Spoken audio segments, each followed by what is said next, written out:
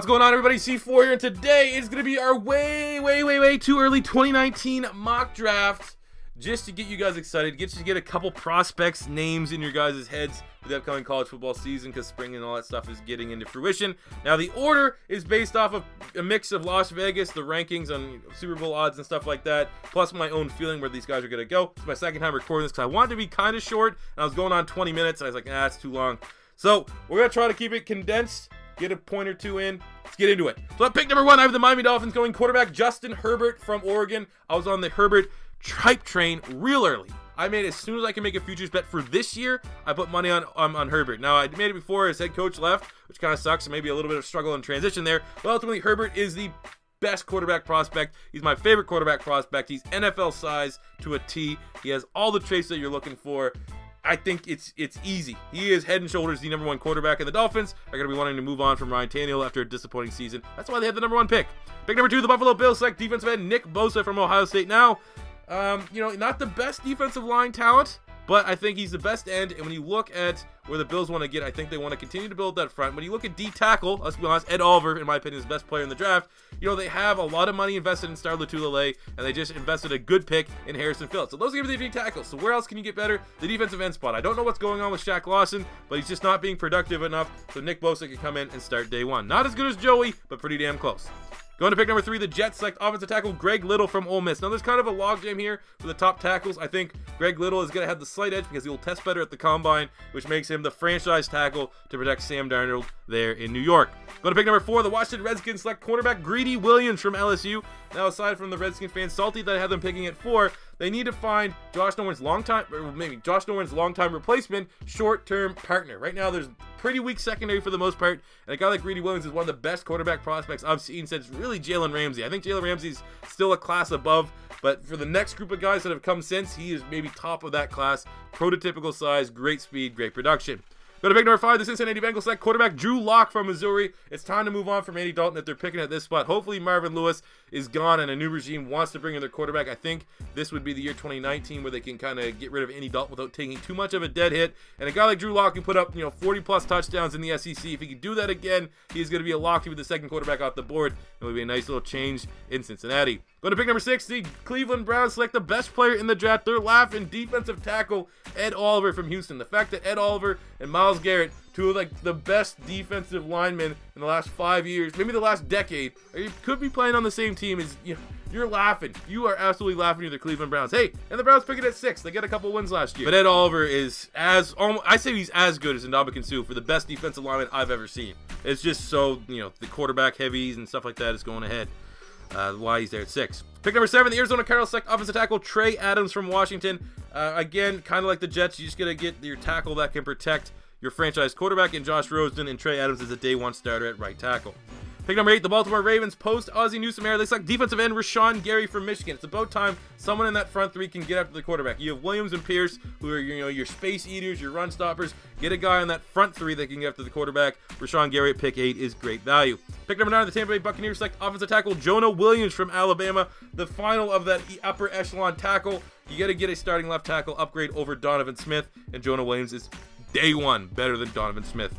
Pick number 10, the Giants get their quarterback. They select Jarrett Stidham from Auburn. I think now in the luxury that they don't have to trade up. They'll be sitting here at 10. They've kind of like, well, we didn't have the results we wanted to. Eli Manning's pretty much done. So a guy like Stidham can sit and learn for 1 year behind Eli Manning, because I don't think Davis Webb or Kyle Aletta are going to be anything more than backups at this point. It's still really, really early. It's tough because it's the what happens when you make a 2019 mock draft. But I think that the Giants will be looking at a quarterback, and Stidham should be the 3rd quarterback taken off the board, probably worthy of a first-round selection at this point.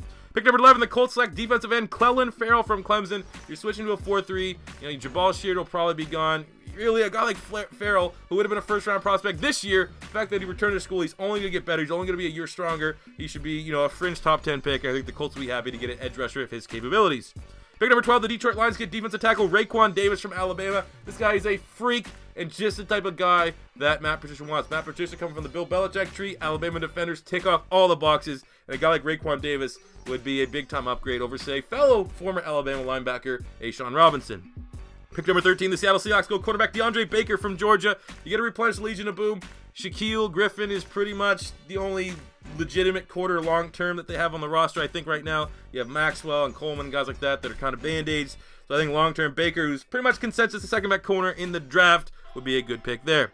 Pick 14, the Dallas Cowboys select wide receiver A.J. Brown from Ole Miss. Now, I think, the quarterback play, Ole Miss probably is not going to be particularly well next season, but A.J. Brown will test well at the combine, and his abilities will rise to the top, and he should be regarded as a top wide receiver in this year's draft class, even though I do have a couple guys that are really, really close, if not like a 1A, B, C type of scenario.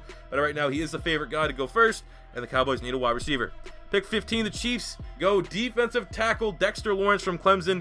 This is a guy that's top 5 talent in the draft, but because no one really respects run, Vita Vea goes in this kind of range. The guys that are primary against the run, they're not valued as much. But a guy like Dexter Lawrence can start nose tackle behind Breeland Speaks, or beside Breeland Speaks, and beside Chris Jones to make that front three very, very dominant for the Chiefs.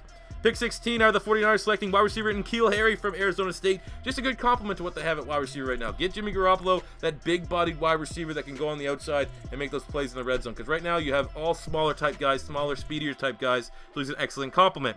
Pick 17, the Chicago Bears get offensive tackle Mitch Hyatt from Clemson. Bears aren't going to have a whole lot of problems, but I think adding to the tackle spot, which I think is their weakest position to protect the franchise and Mitchell Trubisky, will be well worth the investment. Pick 18, we have the Raiders selecting linebacker Josh Allen from Kentucky. The Raiders finally go linebacker. A guy like Josh Allen brings great versatility. He can start at will, or you can maybe look at Sam and replacing Bruce Irvin if you want to move on from that contract. But he is pretty much a mini Tremaine Edmonds. Going to pick 19, I have the Carolina Panthers selecting defensive end Joe Jackson from Miami. Maybe my favorite defensive end that not a lot of people are talking about. I think he's going to be an absolute monster in the NFL. When you look at the Panthers, they need to get younger. Addison is plus 30 at defensive end. Julius Peppers turning plus 40 at defensive end. You need to get a young guy in there, and Joe Jackson would be a steal at 19. Pick 20, the Tennessee Titans go defensive end Christian Wilkins from Clemson. Great player, good versatility on the line. I think you may be looking to upgrade Daquan Jones. It was still pretty solid, but I think long-term, getting another guy on the defensive end that can rotate in, and Jarrell Casey's getting up there in age, so just having that talent on the defensive line to go with the talent that you added in from the edge rushing spot, the linebackers with Harold Landry, it's a good fit. Going to pick 21, the Denver Broncos go defensive end Zach Allen from Boston College, a run-on defensive lineman. I look at the Broncos, and I see Derek Wolfe is overpaid and not living up to his production, so a guy like Zach Allen, very, very productive, almost stood out on tape as much as Harold Landry did. Good fit here for the Broncos in case they want to move on from Derek Wolfe. Pick number 22, the Atlanta Falcons go defensive tackle Jeffrey Simmons from Mississippi State. I think a guy like Sanat was drafted to be more so the rotational run guy, not the long-term partner for Grady Jarrett. A guy like Simmons, who if he didn't have the off-field, might go a little bit higher. If they clear him from the off-field, the fact that he's been able to put the production he has been in the SEC, he's a first-round D tackle in every sense of the word. That'd be a great fit for the Falcons. Pick 23, the Houston Texans get cornerback Michael Jackson from Miami. Great name, also a very good player. I think he'll test well at the combine, and when you're looking at the Texans, they need to get a younger outside corner. We don't know what Kevin Johnson's going to be, and Kareem Jackson and Jonathan Joseph are very old, so a guy like Michael Jackson could be the highest corner on their board. It would be a nice little selection for the Texans. Pick 24, we have the Minnesota Vikings selecting defensive tackle Draymond Jones from Ohio State. Looking at their impending free agents, you have Danielle Hunter, you have Anthony Barr, Stephon Diggs, Sheldon Richardson. If I had to pick the odd man out, I think it'll be Sheldon Richardson, which creates a hole at D tackle. They don't think Jaleel Johnson's going to be the replacement. Draymond Jones is a legitimate first-round D tackle. That would be a nice compliment to what they have there in Linval Joseph. Pick 25, the LA Chargers go quarterback Shea Patterson from Michigan. I feel like this is a good spot to draft your potential replacement for Phillip Rivers. A guy like Patterson will ball out for Michigan, but he does have some size concerns. He needs to add some weight. That's the luxury of going to sit behind Phillip Rivers. You could probably add 5-10 pounds, get closer to that 220 range, and then eventually be his successor. Pick 26, the Green Bay Packers get edge rusher Montez Sweat from Mississippi State, 6'6", 240. I think it's time to start preparing for life beyond Clay Matthews and find that guy that can be your solution opposed Nick Perry for the next couple of years. I think a guy like Montez Sweat also has high probability to test very well at the combine. That's going to raise a lot of eyes, and it's a good little fit there for a guy that's putting up a lot of production in the SEC. Yes, SEC bias. Going to pick number 27, the Jacksonville Jaguars get safety Marvell Tell from USC. Again, kind of like the Vikings, looking at where they're going to have to clear some space in salary cap. Marcel Darius will be gone, but there's no good D tackles left. And I think Barry Church might be the odd man out there in that secondary. Thus, you need to give a compliment to Sean Gibson and the cover guys there. I think Marvell Tell will be one of the bigger, better tackling safeties available and should be the first safety off the board in comparison to, say, Lucas Dennis or Chauncey Gardner, who are a little bit smaller, more cover type guys.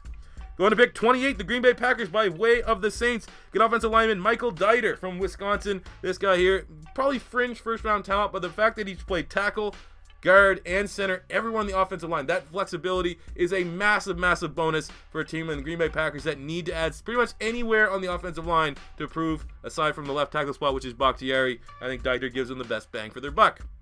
Going to pick 29, the Pittsburgh Steelers get linebacker Devin White from LSU. It's time. Again, this is a lot of preparation. Maybe Ryan Shazier's not going to come back, and you didn't draft a linebacker this year. Your linebacking core is probably the weakness of the defense. I think a guy like Devin White, old school style, great production, pro ready, is a phenomenal pick, big time hitter. Pick 30, the LA Rams select defensive end, edge will be an edge in their scheme, outside linebacker Austin Bryant from Clemson, 265, a little bit big on the big side, but can play that Connor Barwin role. Samson Ebukam will be able to get after the quarterback, really productive. Would have been a first-round player if he declared, but obviously Clemson was able to pretty much retain all of their talent. So I think the Rams need to get better at linebacker, and a guy like Austin Bryant coming off the edge would certainly help. Going to pick 31, the Patriots. Oh, you know, is it 32 then? The Patriots selecting quarterback Ryan Finley from North Carolina State. It is time to move on from Tom Brady. Well, not move on, but get his replacement. I think Ryan Finley / Clayton Thorson would be the quarterbacks in this range that they would say, hey, maybe outside shot at Will Grier, but it'll probably be Ryan Finley. That is that, you know, the prototypical Patriot type quarterback. I think, you know, Ryan Finley in pick 31, that is good value. Not having to trade up. Like I said, man, he's perfect Patriot style of quarterback. Then moving on to pick 32, finishing up, I have my Philadelphia Eagles. Clearly at this point, back-to-back Super Bowl champions, selecting offensive tackle David Edwards from Wisconsin. I think it's going to, obviously, Jason Peters is going to retire, so that means we're going to have Hal Vaitai, we're going to have Lane Johnson as our tackles. I think Hal Vaitai could compete. I think ideally you may want to have him as your swing tackle. So I look at a guy like David Edwards, graded well from Pro Football Focus, his blocks for Jonathan Taylor, one of the most electrifying running backs in the country. It's Wisconsin. Wisconsin, Stanford, and Iowa are the three schools you usually want to draft your offensive lineman from because they usually won't suck. So I'd feel comfortable with Philadelphia here in the 2019 draft, picking that potential replacement at left and or right tackle, depending on where they view Lane Johnson long-term. And David Edwards, I'll be very happy with that pick. So there you go, guys. That is a preview of my 2019 mock draft. My way too early 2019 mock draft. If I missed any prospects that you think will be legitimate first-round prospects, let me know in the comment section below. If you're upset about where I said your team was going to finish, I mean, I don't put too much emphasis on that. That's just for the sake of the video. But feel free to just bitch in the comment section below. If it's your first time stopping by, don't be afraid to hit that subscribe button. And until next time, it's C4 saying peace out.